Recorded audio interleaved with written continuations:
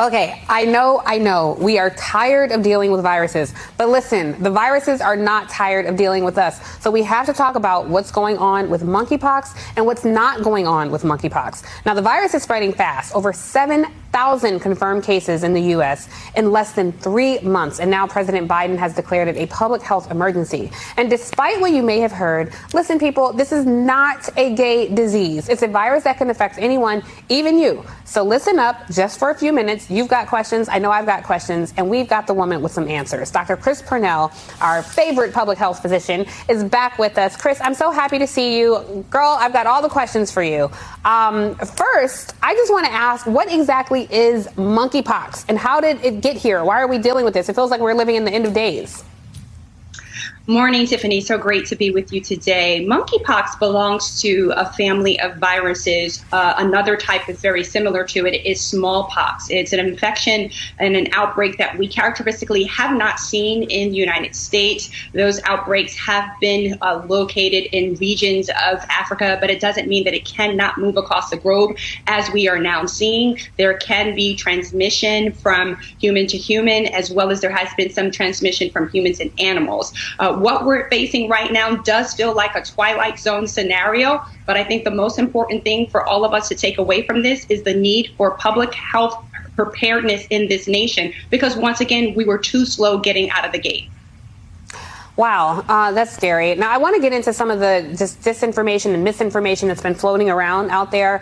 For starters, I just find the reaction very interesting by people I know and in my orbit, because, you know, COVID could literally kill you, especially before there was a vaccine, and people were willing to risk it all. But when you talk about monkeypox and some pimples on my face, wait, time out. How do we get ahead of this? So I think there's a vanity component to people really not wanting to get this. How exactly is monkeypox spread?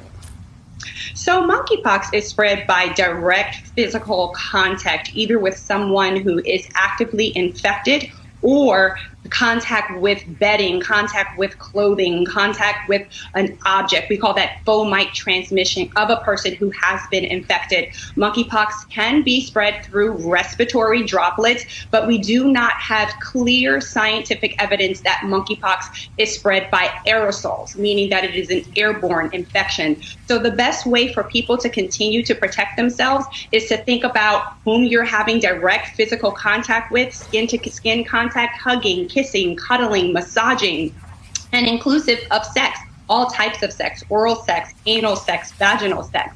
And so it's really important, as you mentioned, that we don't stigmatize one group, but that we recognize where risk has congregated in which communities, and that we get information out to those people. So no, it is not just men who have sex with men or people who identify as gay who are susceptible to monkeypox. If you have that prolonged skin-to-skin direct contact with someone who is infected, you too could actually get monkeypox. Now, after, COVID hit us, I have stopped handshaking. It's very awkward when people come and try to shake your hand. But now you're saying hugging. I would always prefer a hug over a handshake. But when you just said hugging, it's like I've just got to walk around in a hazmat suit and stop touching people. What are the tips for not getting this disease? Like just some tips that we can all follow. And should we all be rushing out to get the vaccine?